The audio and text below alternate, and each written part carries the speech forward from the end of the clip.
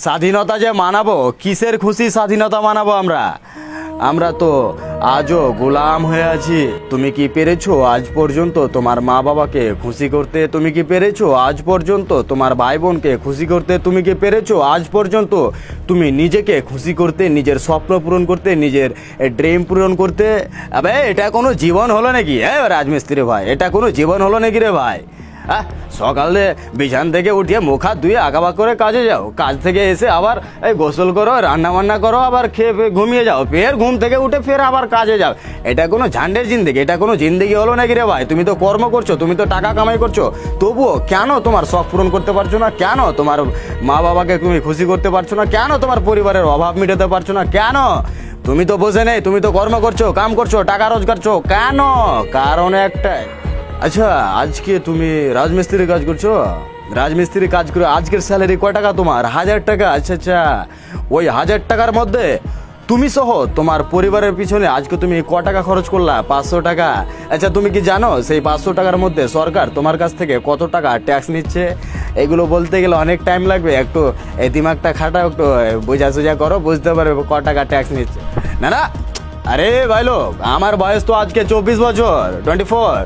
আরে যারা আমার থেকে 5 বছর 10 বছরের বড়, যারা আজকে এক দুটা ছেলে পিলের বাপ, আচ্ছা বলো দেখি, আমি বাংলার মাটির মাল, আচ্ছা তুমিও বাংলার মাটির মাল, আচ্ছা তুমি বলো দেখি, তোমার ছেলে মেয়েকে শিক্ষা দেওয়ার জন্য কোনো সুখ সুবিধা পাচ্ছ তুমি এই সিস্টেমের কাছ থেকে? তোমার ছেলে মেয়ের বা নিজের পরিবারের কোনো একজন মানুষ যদি অসুস্থ হয়ে যায়, সরকারের কাছ থেকে কোনো সুখ সুবিধা পাচ্ছ কি বলো তো?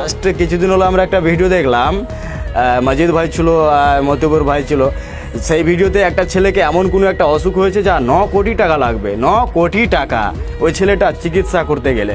আচ্ছা, ওই 9 কোটি টাকা ভিডিও বানিয়ে কি টাকাটা উঠবে? উঠবে কি? উঠবে না। সরকারকে, সিস্টেমকে কোনো সাহায্য করতে হবে। আমরা আজকে শিক্ষা পাচ্ছি না সরকারের কাছ থেকে, হসপিটালে কোনো সুখ সুবিধা পাচ্ছি। আমরা তো আজও গোলাম আছি বে, টাকার অভাবে তো আমরা নিজের চিকিৎসায় সারাতে পারি না, নিজের পরিবারের সুখ সুবিধা হটাতে পারি না বে। হ্যাঁ, আমরা তো আজও গোলাম আছি। ধর্ম নিয়ে লড়াই করো, মসজিদ আর মন্দির নিয়ে লড়াই করো। আমি কি কতটা ভুল বললাম? ঘুম থেকে উঠে কামে গাও, কাম থেকে এসে খাওয়া দাওয়া করবা, না রান্না বাড়া করবা, না একটু রেস্ট করবা, খাওয়া দাওয়া করে আবার ঘুমিয়ে যাও, ফের ঘুম থেকে আবার উঠে আবার কাজে যাও।